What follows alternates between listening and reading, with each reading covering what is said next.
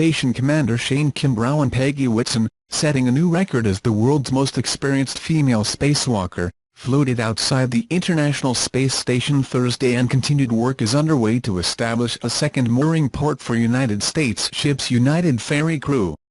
They also installed and updated relay box equipment and attached protective shielding before calling a day.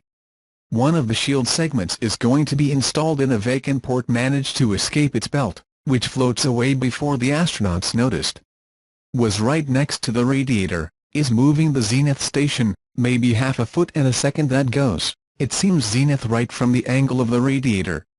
The shield of micrometeoritos was one of the 4 that is being installed in the external port of the module of the Tranquility.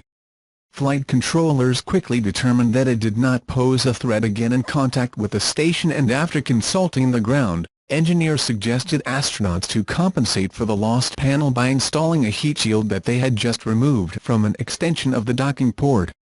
Floating in the Airlock Quest, Kimbrough and Whitson switched their battery-power spacesuits to 7:29 in the morning. Will officially start to the United States EVA-41, NASA's second spacewalk in a week.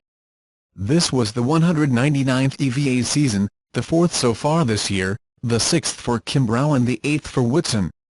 4 hours into the 22-minute tour, Whitson, a veteran of the station's 2 previous long-term visits, set a new record for the spacewalk time accumulated by an astronaut woman, surpassing the 50-hour mark. Sunita Williams.